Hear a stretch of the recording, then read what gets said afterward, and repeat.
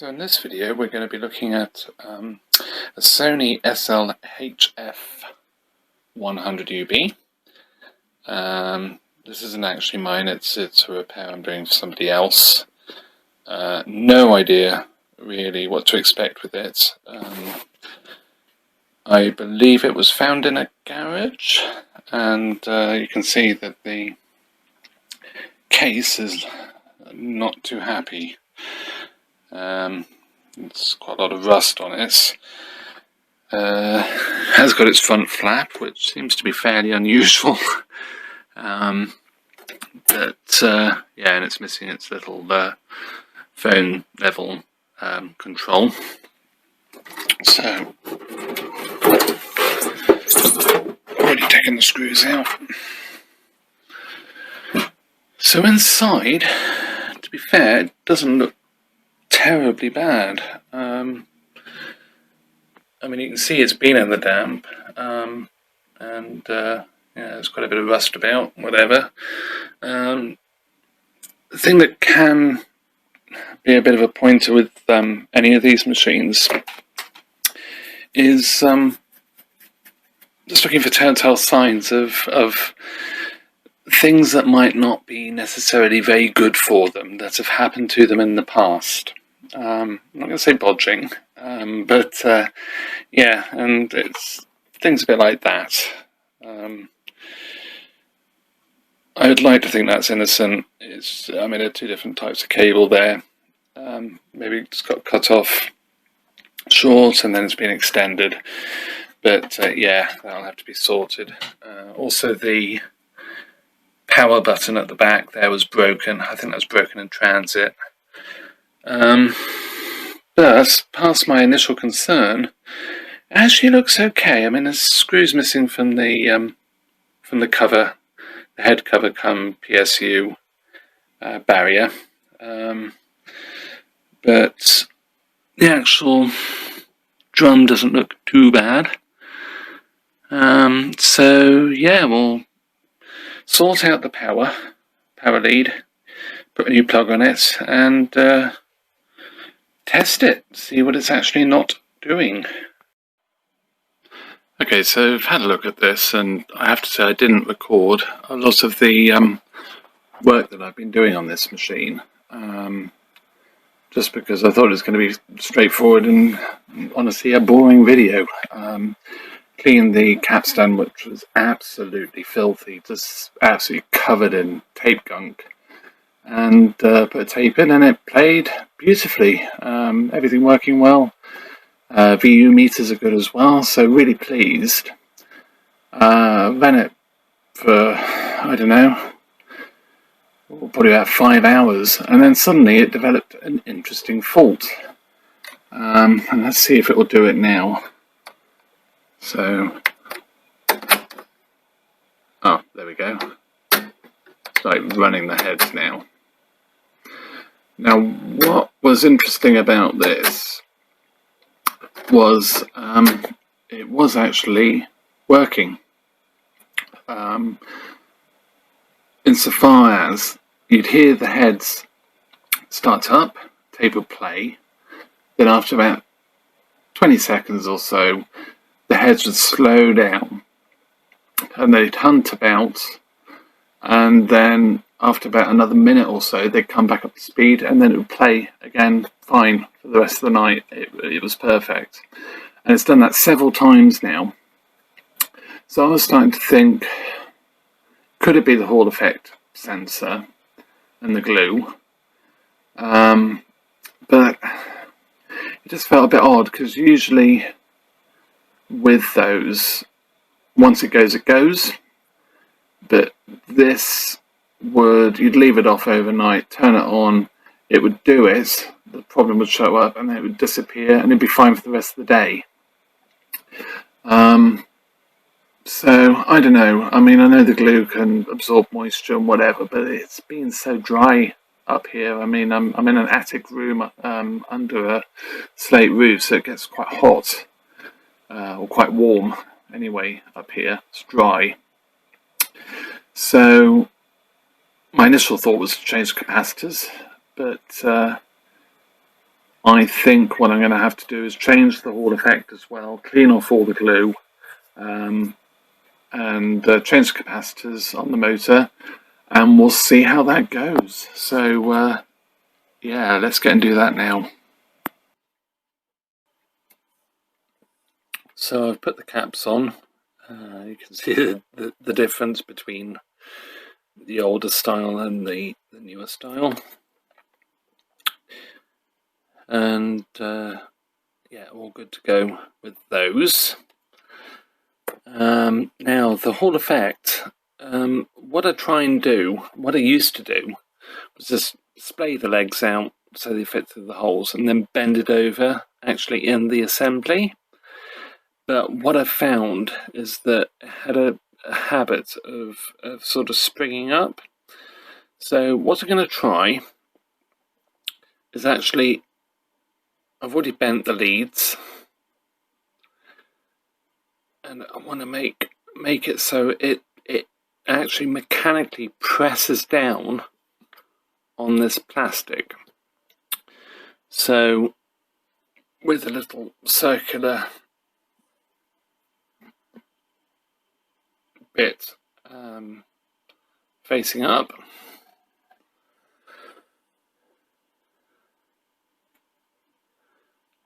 let's just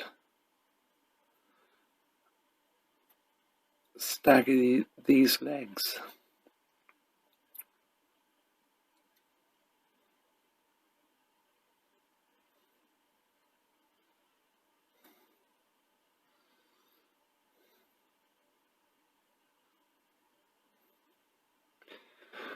So hopefully they'll be somewhere near. With a little bit of jiggling, we can get these in.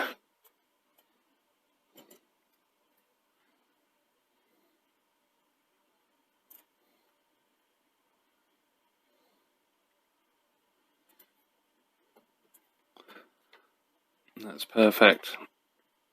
Lovely. That has actually located really well. So I should now be able to solder that.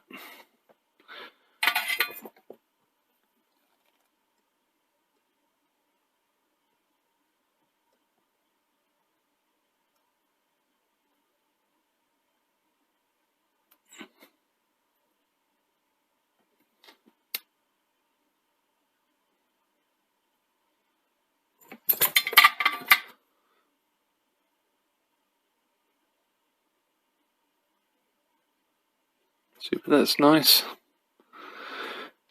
And that's sitting perfectly. You don't need any glue. It's fine. Don't have to worry about adding any extra glue as long as it's mechanically flush with the plastic. That's not going to go anywhere. There is quite a bit of tolerance between the actual rotating magnet and the sensor anyway, so it's absolutely fine.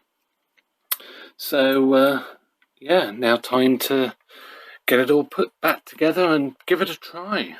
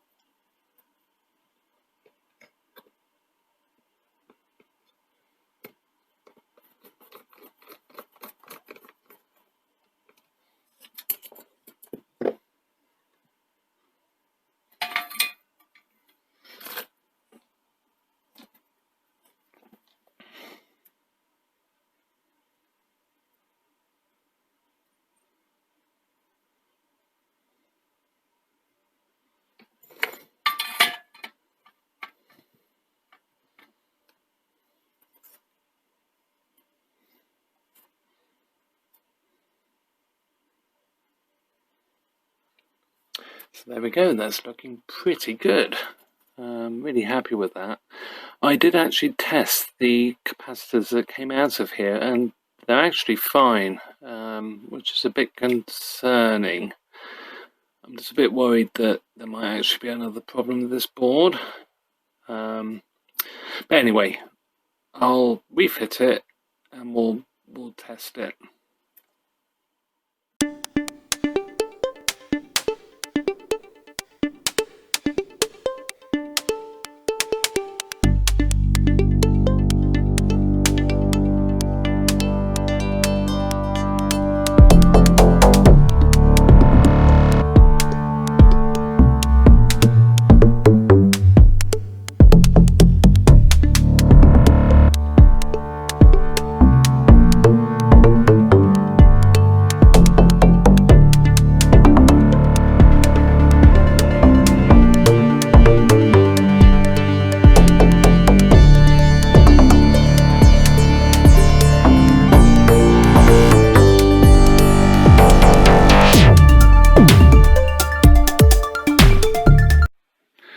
So I think I've finally figured this out. I had another machine and I had other boards, so it was easy just to sort of swap boards and just check which board actually had the fault on. So I changed that board, which are the drivers for the capstan, and I think head motor as well, could be wrong, and swapped the board out with another one, and the capstan speed was solid.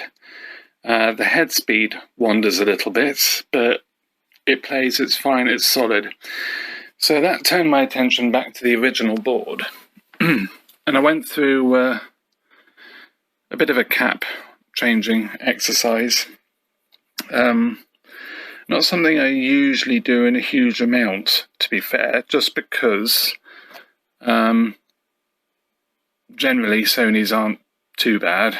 But HF100s, I don't know what it is with them. So many capacitors seem to just randomly leak or fail. And so I had a couple of the Sanyo capacitors. Where's the other one? There's another one. There. And there. So 3.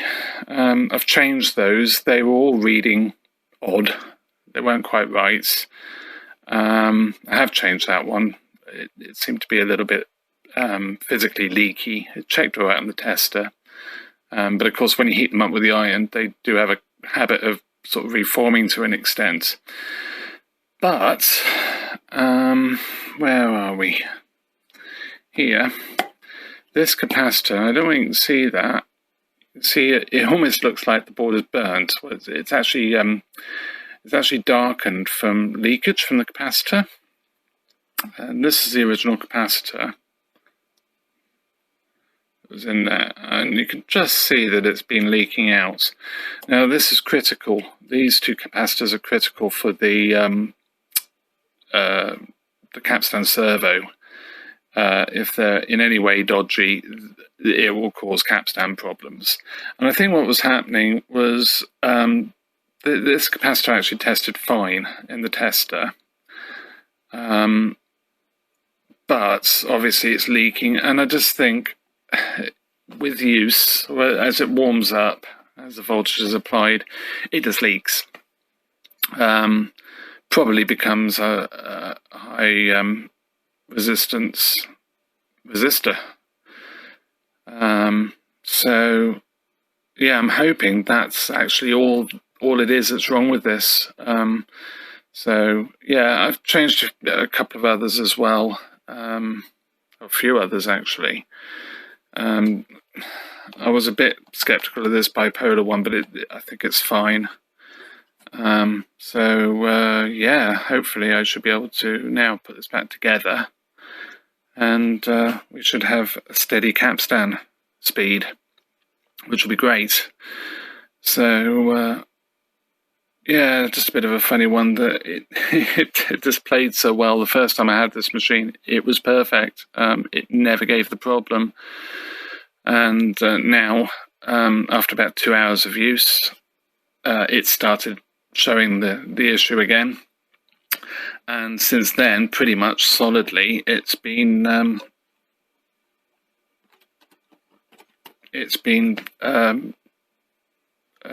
after a minute or so of running, the capstan speed would double almost, and of course the take-up couldn't keep up with this, especially at the beginning of a tape. Yeah, really pleased that's working well. Well, I don't know that yet, but I'm confident it should. So we'll see. Well, it's working. After a lot of fault finding, I actually found a transistor, Q323, I think it was sort of leaky. It was behaving really oddly. It wasn't thermal, but what it was doing was, after a while, its characteristics would change as voltage was applied to it. So I put it in the tester, and it sort of gave various gain readings depending on how many times I pressed the button. So really, really pleased to have found that. I ended up basically checking all of the transistors. Down here, there are several transistors in the drive circuit for the capstan, and it sort of wasn't really making sense. The voltages were all correct, and then the fault would appear, and you'd see the servo dropping voltage to compensate for the fact that the flywheel of the capstan was going too fast, trying to slow it down. But there was a definite voltage across the transistor string beyond the chip output, which was correct, just causing it to effectively go into almost Q speed, forward Q speed. So anyway, working back through the circuit, this is Q323, and I could see that when it was working normally, you were getting, I think it was 0.6 volts, and then 5 or 6 volts in Q review mode. And then when it went faulty, you actually got 12 volts across this, which, is that going to be all right? There we go. 12 volts across it. All pins were 12 volts, which of course is completely wrong, because it should be about, I think it's 7 volts out of there. I will put the circuit up. We'll go through the circuit, just have a look.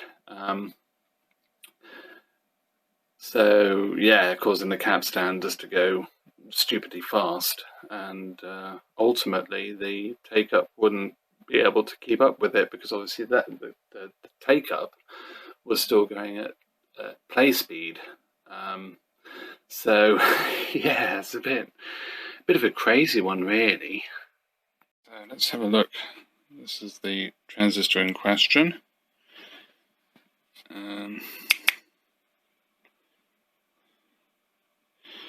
So 427 again, 427.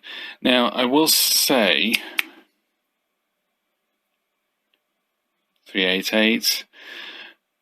When I first tested this, it was something like 327 gain, and I mean, it's just all over the place.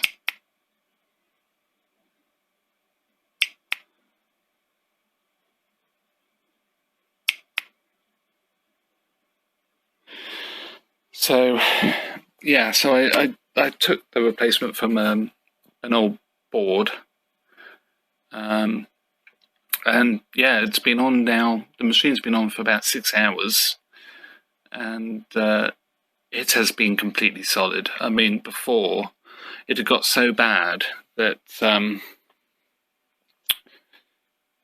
basically the fault was showing up after like 2-3 minutes of use. And that was consistent. I mean, it's quite warm up here at the moment. Although, like I say, I mean, I found heating it and freezing it made no difference at all. But yeah, I'm really very pleased to have found that without ultimately too much effort. I do find these machines do get really odd faults. These are probably, in my humble opinion, out of all the Sony Betamaxes, these are the most unreliable. There's always capacitors that seem to just randomly die. I've had all sorts of weird and wonderful capacitor issues with these. The donor board that I took this from, took the parts from, this capacitor here had leaked. Big brown marks from the chemicals coming out of the capacitor. This one, of course, this capacitor here had leaked. Big brown mark on the PCB, which I cleaned up. So yeah, and I've had the headphone amp board, which is that one there. I've had that capacitor there sizzle. Turn the machine on, you can actually hear the chemicals sort of boiling almost with the current that's across them. These two transistors here, one is real drive, and the other is capstan. Can't remember which way round they actually go, but yeah, we'll have a look at that circuit diagram anyway. But yes, they are wonderful machines when they work. Let's remember to desolder that wire as well. That was my datum wire, if you like. It's the wire that I use to monitor the overall voltage that was coming out of the circuit to drive the capstan. So that was quite a good reference to how I was getting on. So yeah, really cool. Okay, so let's run through what I actually found working on this. So first of all, I measured the voltage here. It should be 2.5 volts. As you can see up here, the pointed arrow type brackets show Q mode, and then you've got playback mode, no mark, record mode. But generally, these voltages that are sort of in record mode, if you like, are the same as in playback mode in this section, which is what I've found. So that's cool. So I found when everything was working fine, this voltage here was fine, and this voltage here was fine. So 0 volts, 4 volts on Q review, great, super. So I've measured all the voltages around here, and I did find that when it was in a fault condition, these voltages would rise. Well, some would rise, some would fall, which is a bit odd. But after thinking it was one of these transistors here, I realised, and I sort of missed it to be honest, that these transistors down here are actually linked to the circuit. So I was finding the voltages here were fine, but this voltage here was wrong under the fault condition. So working back here, I was finding high voltage here, more than the 3.1-ish volts that should be there, taking that from there. So I measured back and got as far as this resistor. Now this resistor had 12 volts on it on both sides under the fault condition, and measuring from here I could see that there was 0 volts and 0.6 was there when it was in Q review in normal mode, but when the fault appeared, suddenly I got 12 volts here and 0 volts or 4 volts odd, looking at this bit here. So yeah, it was obvious that this transistor at that point was actually causing the problem. So, and on checking it, it's all over the place. It's probably self-biasing and doing all sorts of weird and wonderful things. Very inconsistent. So change that, and it's working. It's absolutely fine. So we're all done. It's been running now for 3 hours again, with the tape in, all back together. Absolutely solid, working really, really well. Very pleased with this. It's picture quality. This is actually a Super Beta tape, so there will be a little bit of distortion there, but yeah, it's really good. I'm really, really pleased with this, and it's nice because it actually has a bright clock display, which is fairly unusual on a 100. They seem to have problems with dull displays, so a really nice machine, and yeah, looking forward to sending it back to Russell. So yeah, I'm sure he'll be very, very pleased. But yeah, so that's the end of this video, and thank you very much for watching, and please subscribe and like as well. Been interested in the comments on this one as well, because it was a bit of a fun one. I almost threatened to get the scope out, but when I saw that servo voltage drop, obvious it was beyond that. So yeah, thank you very much, and see you in the next video.